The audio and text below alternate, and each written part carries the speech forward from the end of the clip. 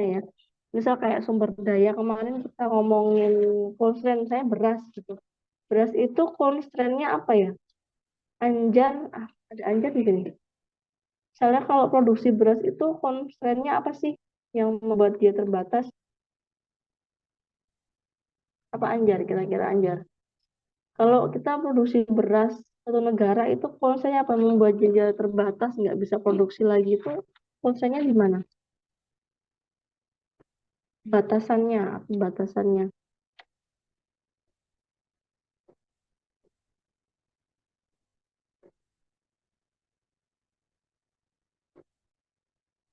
Oke, batasannya apa kira-kira? Anjar. Lalu Anjar, apakah ada orangnya? Kok tidak bersuara? Anjar Setiawati nggak ada orangnya. Halo, halo. Esther ada Esther. Halo Esther. Hadir, Bu. Mm-mm. Esther, tadi kita kan bicara masalah beras nih ya. Kira-kira beras nasional itu bisa stoknya terbatas karena apa ya? Apa yang membuat dia terbatas ya?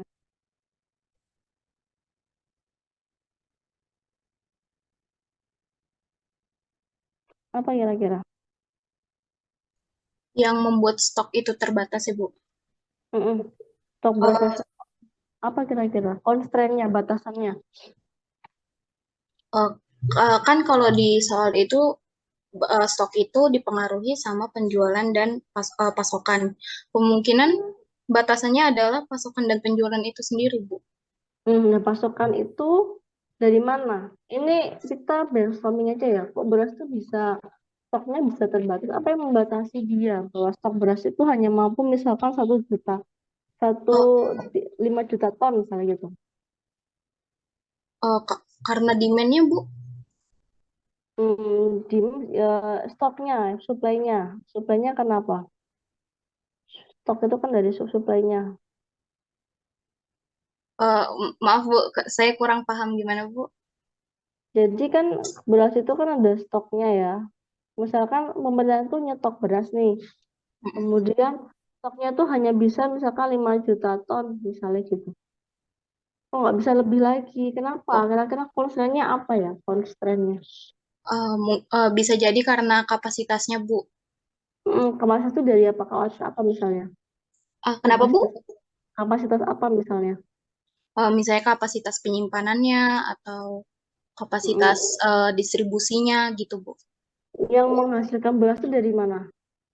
Eh, Suppliernya apa namanya? Oh, bisa jadi kapasitas dari produsennya itu sendiri, Bu. Produsennya itu siapa misalnya? Petani. Petani berarti dari apa? Dari lahannya ya kan? Iya, lahannya, Bu. Jadi misalnya pertanian Indonesia itu cuma misalnya 17 170.000 misalnya hektar gitu ya, atau 1 juta hektar misalnya gitu. Ya udah segini menjadi konsennya, jadi nggak bisa numbuh-numbuh terus. Pasti dia ada keterbatasannya gitu. Setelah ini pasti apalagi lahan dia kalau ditamil lama-lama dia pasti akan apa ya, nggak mungkin bisa terus-terusan bertumbuh. Ada masanya dia itu harus diganti, lahannya harus diperbaiki lagi gitu ya. Jadi selalu seperti itu, limit to grow. Jadi di sini constraint, jadi eh, resource constraint ini menyebabkan adanya balancing loop atau pengurangan ya. Jadi pengurangan di dalam penurunan di dalam pertumbuhan seperti itu. Jadi balancing loop ini self destabilize and limit to grow. Jadi si balancing loop ini sebenarnya dia menjadi stabilizer ya untuk satu pertumbuhan. Jadi kalau kita lihat, mungkin kalian belum belajar stock flow, nanti kita belajar stock flow itu lebih seru lagi cara belajarnya. Misalkan di sini nanti, ini bayangan saya ini adalah rice stock misalnya gitu ya. Kemudian di sini nanti ada misalnya gini ya. Kemudian di sini adalah tadi ada inputnya itu adalah rice supply.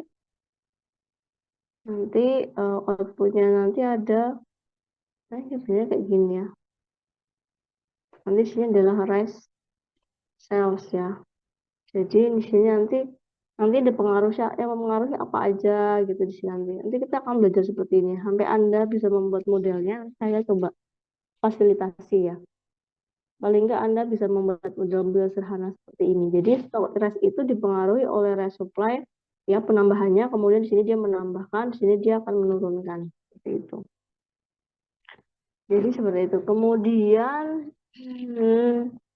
nah di sini batasan pertumbuhan, jadi pertumbuhan itu akan terbatas. Misalnya apa? Di sini adalah successful high growth product ya. Jadi produk itu mungkin akan mengalami pertumbuhan yang cukup tinggi ya. Tapi lama-lama dia akan mengalami yang namanya saturated market demand. Jadi demandnya itu udah saturated, udah jenuh ya. Demandnya itu jenuh. Jadi kalau demandnya jenuh itu ya sudah berarti terbatas pertumbuhannya, limiting future growth. Jadi kayak misalkan pasti Anda sering ya menemukan iklan apapun, misalnya minuman, makanan atau industri lainnya gitu. Pasti kalau sudah jenuh nanti ada persaingannya, ya sudah berarti pertumbuhannya ini akan terbatas. Terus overfishing yang memancing yang berlebihan ya. Overfishing will lead to collapse of the fish population. Jadi nanti kalau mancingnya banyak ikan yang dipancing maka dia akan kolaps ya populasi ikannya. Kemudian ini bergerak terus. Nah, kemudian yang berikutnya adalah raging forest ya, kebakaran hutan will continue to expand until run out of fuels. Jadi dia akan bertambah tapi akan menurun nanti setelah nggak ada lagi yang dibakar. Terus dia virus may continue to spread until it's run out of people to infect. Jadi virus ini akan terus berkembang sampai virus itu sudah tidak menemukan lagi orang yang bisa diinfeksi untuk menginfeksi. Kemudian an oil-based economic growth may collapse without the availability of cheap oil. Jadi kalau perdagangan minyak ini pertumbuhan minyak ini akan kolaps tanpa adanya ketersediaan minyak yang murah. Ini dia juga akan menurun permintaannya. Begitu juga dengan ini ya, non-renewable resources yang kita tahu seperti minyak bumi ini, ya mungkin dia akan will increase as scarcity and price as the resource is exploited. Jadi dia akan naik terus nih gitu ya eksploitasinya. Tapi lama-lama si minyak ini kan dia non renewable resources stock ya. Karena dia non renewable, maka di sini ya artinya lama-lama dia akan sedikit jumlahnya, kemudian si company-nya akan menjual mungkin lebih mahal ya. Jika stok ini akan ras ekstraksinya karena kenapa kok lebih mahal? Karena kalau makin sedikit stoknya maka makin sulit nih untuk mengekstraksi ya, biaya ekstraksinya itu makin mahal sehingga kemudian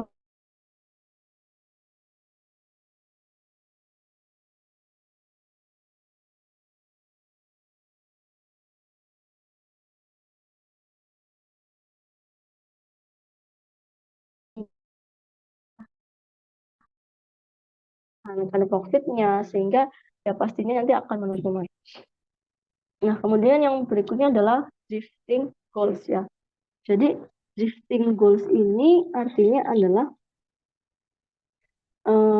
dilatar belakangi oleh artinya adalah mengubah sasarannya. Misalnya ini dilatar belakangi oleh sebuah kesenjangan ya.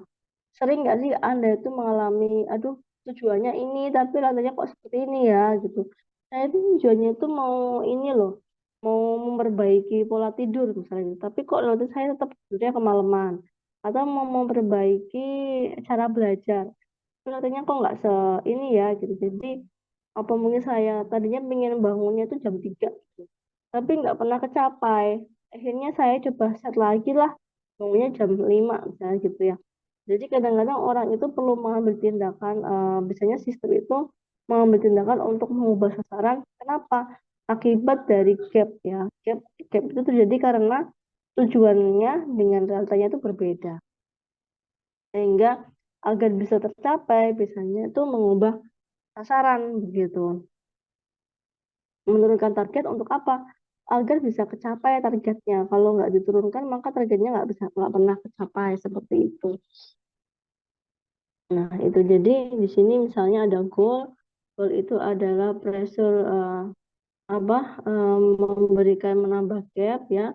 Kemudian di sini ada gap itu memberikan menambah pressure to adjust goal. Kemudian actualnya, the actual ini bisa mempengaruhi akan mengurangi gapnya ya. Kemudian gap ini akan memberikan aksi ya, meningkatkan aksi untuk improve condition. Nah, improve condition ini untuk actual ini adalah sebenarnya ini belum belajar masalah gila ya, adalah dia sebenarnya delay nggak gampang untuk mengimprove suatu kondisi ya. Seperti Anda pengen improve bangun pagi itu nggak mudah, harus apa namanya, harus benar-benar itu delay ya sistemnya. Jadi butuh waktu gitu, butuh usaha yang lebih untuk sampai Anda ke goals atau tujuan yang sebenarnya yang Anda targetkan. Nah, di sini seperti quality, ini adalah contohnya tentang quality ya. Jadi di quality itu misalnya ini ada quality goals. Jadi quality goals itu dipengaruhi oleh kompetitor, juga dipengaruhi oleh customer expectation of quality. Jadi perusahaan ini akan meningkatkan kualitasnya itu tergantung dari kompetitornya seperti apa. Kemudian yang kedua adalah ekspektasi dari konsumernya seperti apa, seperti itu ya. Jadi quality ini bisa meningkatkan dari gapnya. Kemudian gap ini akan memberikan pressure atau tekanan terhadap. Jadi kalau gapnya besar maka kita akan apa, tekanannya terhadap lower quality lebih rendah itu makin besar karena makin nggak kecapai ya. Jadi kalau nggak main kecapai, ini dia mau menurunkan goalnya gitu ya. Tekanannya bisa lebih makin banyak gapnya maka tekanannya terhadap quality-nya bisa lebih besar gitu, dia makin besar dan seterusnya. Jadi seperti itu ya. Jadi ternyata untuk menyelesaikan gap itu dia memberikan namanya technical quality program. Technical quality program ini ternyata tidak bisa langsung diaplikasikan, tapi dia butuh waktu atau delay yang cukup panjang agar bisa memberikan actual quality ya. Actual quality yang diinginkan seperti itu. Nah, bagaimana sih 7 action step-nya gitu ya. Jadi untuk drifting goal ini yang pertama adalah Anda perlu mengidentifikasi ya. Jadi perubahan kinerja, pengukuran perubahan kinerja itu sudah diidentifikasi di awal. Kira-kira yang nggak mencapai ini maka akan berubahnya seperti apa. Jadi nggak dia sudah bisa dipikirkan dari awal kira-kira akan capainya seperti apa. Tidak terlalu banyak drifting goal atau pengubahan sasaran. Terus look for goals that conflict with the stated goal. Jadi harus mencari tujuan yang kira-kira akan menimbulkan konflik atau permasalahan dengan tujuan-tujuan awal ya. Jadi awal ini akan memberikan konflik kayak apa kira-kira kalau saya memberikan state apa goal yang seperti ini gitu ya, tujuan-tujuan. Jadi itu harus dicari dulu kira-kira konflik apa yang mungkin akan terjadi. Kemudian identify standard procedure for closing the gap. Nah, biasanya kenapa bisa terjadi drifting goals? Karena kita kurang mengidentifikasi prosedur-prosedur standar ya untuk menyelesaikan gap yang terjadi. Jadi, oh kira-kira apa sih prosedur-prosedur standarnya yang bisa kita lakukan agar kita bisa mengurangi ya gap yang terjadi. Kemudian examine the past history of the goal. Jadi, biasanya juga kita perlu mempelajari ya pas history. Jadi yang dulu itu seperti apa sih, kecapai atau enggak goalsnya gitu ya. Apakah dulu tuh sudah pernah di apa dirancang goals-goals yang lebih rendah gitu ya, yang diturunkan. Terus hasilnya seperti apa? Nah itu juga perlu dipelajari di pas history. Makanya kalau biasanya kalau di sistem itu kebanyakan kalau existing system biasanya kita menggunakan data tempo dulu ya untuk mengetahui sebenarnya permasalahan di masa lalu itu seperti apa gitu ya. Terus anchor the goal to the external reference, jadi kita langsung mengarahkan tujuan atau goalsnya itu untuk kepada eksternal, referensi eksternal ya. Jadi mau lihat juga sekelilingnya itu seperti apa gitu ya, kira-kira akan mengaruhi. Kemudian clarify the compelling vision that will involve everyone. Jadi mengklarifikasi apakah mengklirkan ya sebenarnya di sini. visi yang dilakukan yang melibatkan setiap orang. Jadi siapakah yang terlibat di sini, kemudian kita declare transition plan. Jadi perlu adanya plan-plan atau transisi ya yang jelas agar sasaran-sasaran ini tidak banyak berubah gitu ya. Misalnya di New Year's Resolution ya, lose weight, exercise, ya kan Anda punya beberapa Year's Resolution. Tapi apakah setelah di akhir tahun Anda benar-benar mencapai tersebut? Nah, itu menjadi pertanyaan ya. Oh, ternyata saya nggak bisa lose weight, nggak bisa exercise, nggak ternyata ini misalnya drifting, drifting goals-nya itu karena ya nggak tercapai yang goals-goals selanjutnya. Nah, kemudian yang ada pertanyaan nggak sampai sini? Kalau ada pertanyaan langsung ya. Kemudian yang berikutnya adalah growth and under investment ya, pertumbuhan dan kurangnya investasi ya. Nah, suatu pertumbuhan itu kan tadi kita belajar tentang the limit to grow. Jadi pertumbuhan itu ada limitnya gitu loh. Kadang ada limitnya kalau lama-lama kita biarkan, lama-lama dia bisa menjadi. Jadi kan kita nih belajar teori of limit to grow awalnya. Di sini nih limit to grow itu di sini nih. Kemudian ternyata limit to grow itu kan dia punya faktor ya, impact of limiting faktornya di sini.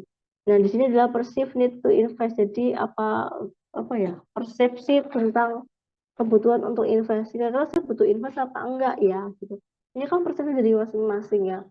Jadi performance standarnya seperti ini. Kemudian ada batasan-batasan faktornya. Oh, mungkin saya butuh investasi baru nih gitu. Agar apa?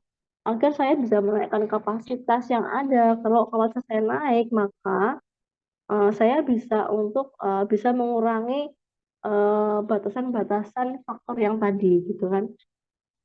Jadi di sini adalah kadangkala seringnya itu terjadi karena under investment, karena kalau kekurangan investasi, investasi itu bisa macam-macam ya, bisa material, bisa investasi sumber daya manusia, investasi pengetahuan dan seterusnya. Kalau investasi kita berkurang, maka kapasitas kita akan berkurang. Dan investasi itu juga bukan sesuatu yang cepat diraih ya. Investasi itu bisa delay, untuk kita bisa meningkatkan kapasitas investasinya itu nggak cepat, tapi bisa delay. Jadi misalkan kayak Anda sekarang kuliah, kuliah 4 tahun. Anda mungkin kuliah nggak 4 tahun kali ya, karena Anda sekolah kan dari TK, SD, SMP. Apakah sudah dilihat Anda kuliah kan enggak, tapi mungkin itu investasi jangka panjang gitu ya, jangka panjang mungkin Anda bisa berkarir lagi 5 tahun, 7 tahun itu baru kelihatan begitu. Itu bukan sesuatu yang cepat ya, kayak seperti Indonesia misalkan pengen naikin IPM ya, indeks pembangunan manusia. IPM itu indeks pembangunan manusia. Dari apa gitu ya? Pembangunan manusia. Oh, dilihat dari IQ misalnya gitu. Itu lulusan S1, S2, S3 gitu ya. Nah, untuk ini butuh investasi nih gitu. Investasinya apa? Pemerintah perlu ngasih banyak beasiswa misalnya gitu. Kalau ngasih beasiswa kenapa? Nanti atau misalnya subsidi eh, eh, UKT gitu ya. Kalau nggak dikasih maka nggak banyak yang bisa sekolah tinggi sampai satu S2, S3. Itu kan cukup pricey gitu. Tapi kalau melihatnya sekarang ya mungkin nggak ada apa-apa. Tapi kalau kita ngelihat 5 tahun, 10 tahun mendatang, ini menjadi salah satu investasi yang akan memberikan kapasitas. Kapasitasnya apa ya? Nanti banyak orang-orang ahli-ahli teknik engineer, di mana kita bisa mengelola sumber daya kita sendiri, kemudian di situ ada tenaga-tenaga ahli yang bisa ada di Indonesia seperti itu. Itu kan dia delay, kapasitasnya itu delay, jadi nggak bisa delay dalam tempo yang cepat seperti itu ya. Kemudian di sini adalah success to successful. Di sini eh, kebanyakan yang diceritakan di sini adalah mungkin ada situasinya adalah ada dua atau lebih individu yang sama-sama membutuhkan sumber daya untuk mencapai kesuksesan ya. Ini ada individu A, ada individu B gitu ya. Nah, individu A dan B ini sama-sama menggunakan sumber daya nih gitu ya untuk mencapai kesuksesan masing-masing. Nah, rata-rata si individu yang sudah memperoleh alokasi resources ini, dia malah memberikan yang resources ini dia akan memberikan kesulitan pada individu yang lain ya. Jadi individu lain jadinya nggak kekurangan kekurangan resources. Jadi yang sukses ya sukses terus, tapi yang kurang ya makin kurang gitu ya. Jadi kayak yang kaya makin kaya, yang miskin makin miskin, itu benar ya. Jadi success to successful.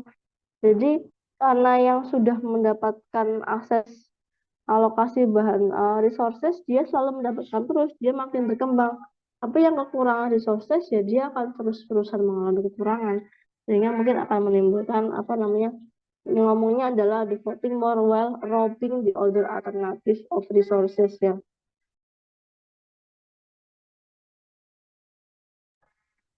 Jadi itu namanya sukses tuh, suksesnya hanya punya sukses aja. Kalau yang yang tidak kebagian sumber daya, dia akan terus-terusan mengalami apa namanya, kegagalan begitu ya. Oke, jadi di sini, jadi sukses to successful is suggest the success often depend on initial condition and structure force that reinforce those initial condition ya. Jadi sukses itu ditentukan oleh kondisi awalnya seperti apa ya, initial condition yang dapat the structure force dan reinforce. Jadi strukturnya itu bisa mendukung initial condition, maka di situ akan memberikan kesuksesan yang terus-menerus. Dan biasanya di sini dijelaskan bahwa dua individu atau lebih bersaing untuk mendapatkan sumber daya yang terbatas. Upaya yang lebih sukses akan mendapatkan sumber daya yang lebih besar sehingga merugikannya. Jadi yang satu sukses, winner, yang satunya lagi adalah loser ya, karena tadi keterbatasan sumber daya. Kita lihat bahwa sumber daya atau resources itu adalah limit ya, limit. Jadi resources itu dia tuh limit ya, terbatas. Kalau sebenarnya tak terbatas ya enak, kita makan nggak bisa bayar. Tapi kalau sebenarnya terbatas, makanya ada harga bisa mahal begitu ya. Kita nggak apa, kenapa sih kok semua itu pakai uang gitu ya? Kenapa harus ada jual beli ya? Karena sumber daya yang terbatas ya. Kalau sumber daya yang terbatas, kita makan nggak usah beli kan. Jadi tinggal makan aja. Tapi kalau terbatas, makanya kita kalau kita punya uang banyak, bisa makan beli yang lebih mahal makanannya dan seterusnya. Dan ini disesuaikan dengan kemampuan masing-masing seperti itu. Kemudian di sini ada eskalasi. Nah, eskalasi ini adalah biasanya orang itu cenderung mengeskalasi perilaku orang itu, biasanya dia akan mengeskalasi dirinya sendiri ya, dirinya sendiri. Dan apa namanya, karena eskalasi diri sendiri itu, maka di sini dia bisa membuat membuat yang lain itu sebenarnya hampir mirip kayak tadi ya.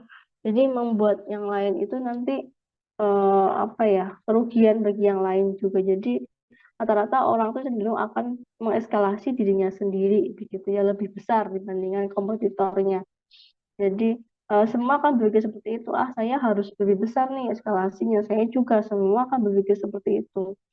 Tanpa kita tahu bahwa sebenarnya cara berpikir yang seperti itu, maka sebenarnya akan menimbulkan damage atau apa, violence, hate, negativity. Jadi mereka sampai dengan mengancam, dengan membuat hate atau perilaku-perilaku yang negatif gitu ya, agar apa? Agar bisa meloloskan kepentingan diri sendiri untuk mengeskalasi sumber daya seperti itu ya. Ini misalnya seperti ini ya, setiap pihak akan mengambil tindakan saling mengancam untuk meninggalkan preferensi masing-masing. Namun kedua pihak tersebut menimbulkan kebanyakan perilaku yang negatif. Jadi masing-masing itu pengennya itu negatif preferensi, tapi dengan apa? Ya dengan mengambil eh, dengan mengancam pihak-pihak lainnya gitu. Jadi sebenarnya di situ ini akan malah menimbulkan perilaku yang negatif. Ini ya, kalau kita lihat kurvanya di sini ya, kalau pas si B aktivitinya naik, maka si A aktivitinya menurun ya. Kalau aktiviti si A naik, aktiviti si B menurun. Jadi seterusnya seperti itu. Jadi tidak pernah bersama, tapi keberhasilan satu orang itu menimbulkan kerugian pada orang yang lainnya seperti itu. Nah, di sini adalah tragedy of the common. Jadi tragedy of the common itu maksudnya adalah terjadi ketika banyak agen, multiple agen. Agen itu bisa orang, bisa organisasi ya, yang bertindak ya sesuai dengan rasionalnya masing-masing. Jadi mengeskalasi their action, the debate of share and aerobic result. Jadi mereka tuh beraksi untuk mengambil sebanyak-banyaknya resources gitu ya. Jadi setiap individu itu tidak tidak tidak menotis bahwa apa yang dia lakukan itu sebenarnya membuat masalah. Kalau satu orang misalnya gini, kalau satu orang aja yang serakah mungkin tidak membuat terlalu kelihatan, tapi kalau semuanya berpikir sama, serakah mengambil biaya, maka itu akan menimbulkan damage ya. Damage itu kerusakan bersama. Jadi yang dirasakan ya bersama-sama gitu ya. Saya kayak buang sampah deh. Satu orang itu buang sampah sedikit aja ke sungai gitu ya.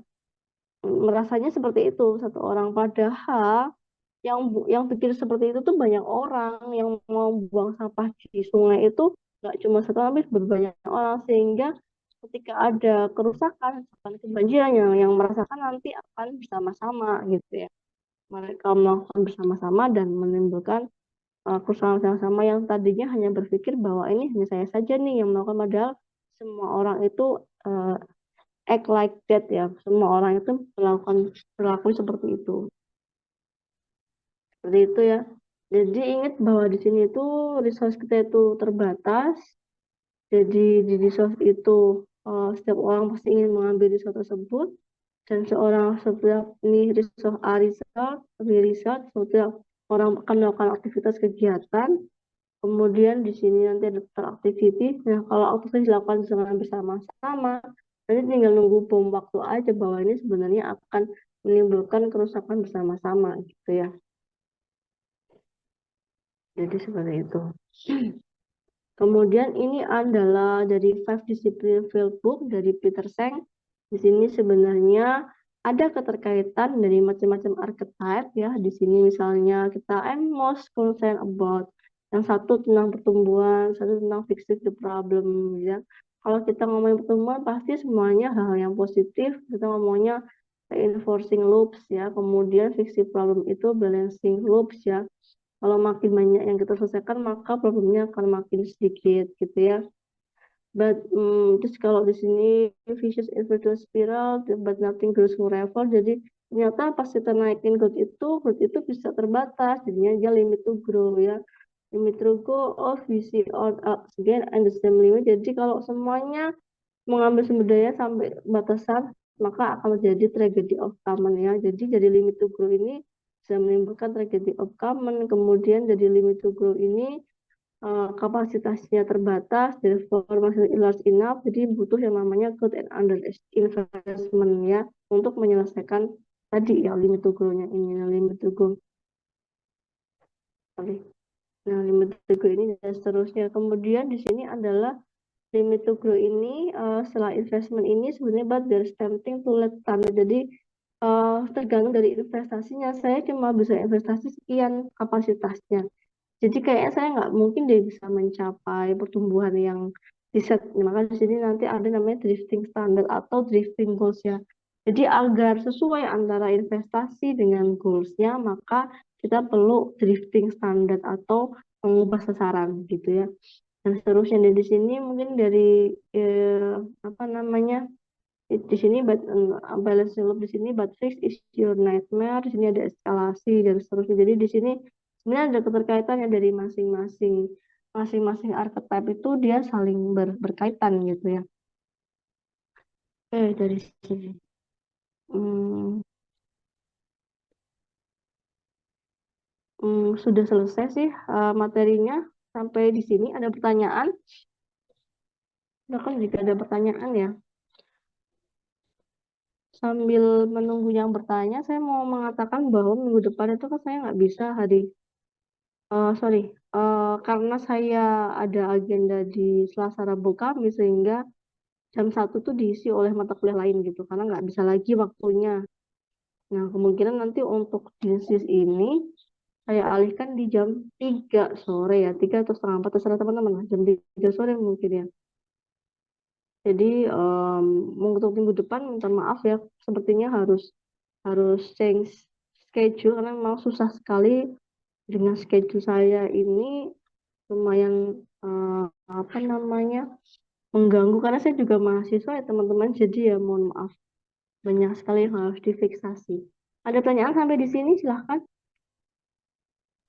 Izin Indonesia. Ibu, Mm-mm. Ibu boleh tanya tentang eh, gambaran UTS nanti nggak, Bu? UTS nanti saya mau ngambil di konsep pertama sampai salub ya. Nanti silahkan dikerjakan aja untuk yang UTS ini tetap namanya cookbook ya. Cookbook itu artinya ya diberikan kasus nanti ada yang menyelesaikan gitu. Nah, setelah itu nanti untuk setelah itu kita setelah UTS kita baru belajar mengenai stock flow. Nanti stock flow ini kita akan belajar juga tentang project. Nah, nanti akan diberikan project ya. Jadi gitu. Jadi untuk UTS ini nanti silahkan sampai yang minggu depan nanti kalau saya bisa saya akan isi 2 kali kalau saya bisa ya. Karena minggu ini tuh nggak bisa. Sebenarnya minggu ini saya mau isi 2 kali tapi saya udah ditunggu untuk seminar proposal dan tugas akhir ya. Jadi nggak bisa. Tapi minggu depan mungkin saya akan coba selesaikan materi sampai 7 pertemuan karena saya masih hutang 1 ya. Jadi gitu. Untuk UTS pokoknya dari bab pertama itu sampai di sistem kalau nggak salah tuh minggu depan itu kita lebih ke ini di latihan deh kalau nggak salah di kontraknya itu saya nggak lupa. Jadi sampai kau salup inilah paling nggak itu Anda menguasai di situ. Kemudian baru setelah UTS-nya kita akan belajar di stock flow-nya ya. Oh ya, sebenarnya nanti akan model ya sampai model boundary ya. Model boundary karena kalau pengenalan software sistem dinamik kayak saya udah kenalin deh ya. Jadi sebenarnya yang pertemuan 7 6 itu nanti di model boundary diagram. Kemudian model boundary itu bisa lah. Nanti pokoknya nanti di sistem thinking sudah sentuh sistem modeling, terus sistem dinamis yang pengantarnya, causal loop, terus sampai sistem architect dan udah itu aja. Baru nanti setelah UTS kita fokus untuk belajar stock flow diagram ya, model, masuk modelannya. Sampai di situ ada pertanyaan? Ini tuh Untuk ke ya UTS itu hari Senin ya kalau nggak salah ya. Saya nggak tahu deh hari apa sih. Belum iya ada Bu, jadwal. Oh hari Senin. Senin Senin siang. Oh Senin siang. Oke nanti saya siapkan. Saya juga belum tahu. Berarti tanggal berapa? 14 ya Mbak ya? Iya Bu. Untuk UTS-nya Bu, apakah dilaksanakan online atau offline atau mungkin kita perlu sediain fansimnya juga Bu? Hmm, kayaknya nggak harus. Kayaknya nggak harus diinvensin deh ya. Kayak UTS-nya ini aja. Nanti saya koordinasiin dulu ya ke ada pengawasnya nggak bisa mengawasi langsung. Kalau nanti bisa sistemnya take home test ya coba ya saya ini. Tapi nanti saya mungkin nggak bisa ngawasin lambat. Saya nanti koordinasi dulu deh ke bagian administrasinya. Itu aja. Kalaupun Baik, nanti terima kasih on, Bu. kalau nanti offline nanti saya coba hubungin bagian administrasi untuk ngawasin ya karena saya nggak bisa ngawas di situ. Itu aja.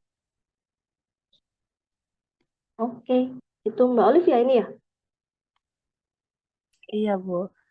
Oke, sip Mbak Oke, itu aja. Sebenarnya pertemuan kita tuh nggak tinggal 1 lagi itu selesai. Cuma nanti karena di pertemuan 7 itu ada yang namanya ini apa? Sorry, kontrak perkuliahannya mana ya? Sorry. Nah, ini kan nanti di model boundaries ya. Nggak kelihatan ya, teman-teman. Sorry. Saya tidak terlihat inilah ya. Saya gedein deh. Nah, model boundaries ini nanti tinggal 1 ini. Sebenarnya kalau pengelolaan ini kan sudah saya kenalkan ya, teman-teman. Namun nanti tinggal saya isi sama latihan-latihan aja deh nanti biar lebih bisa gitu. Karena software ini tuh harus banyak latihan sebenarnya. Sebenarnya kalau bikinnya mungkin mudah, tapi sistem thinkingnya itu loh sebenarnya. Kalau di sistem dinamis itu nggak susah kayak yang lain-lain karena kan dia cuma plus minus bagi gitu kan.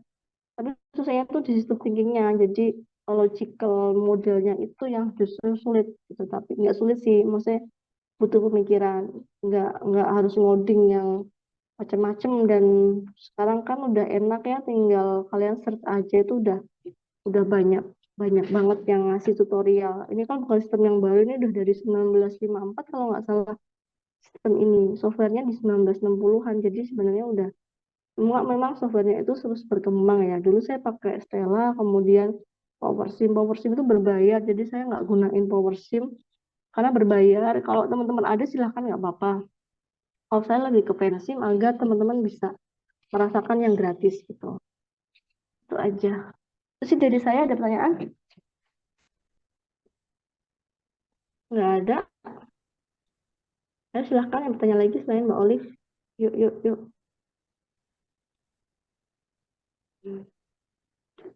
Oke ya. Oke ya. Kalau nggak ada, saya akhiri. Terima kasih. Sebentar. Hmm,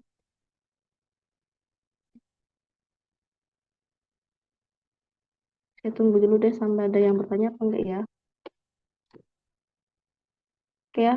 Kalau nggak ada, mungkin saya akhiri dulu sampai di sini. Terima kasih atas perhatiannya. Selamat beraktivitas. Selamat sore. Wassalamualaikum warahmatullahi wabarakatuh.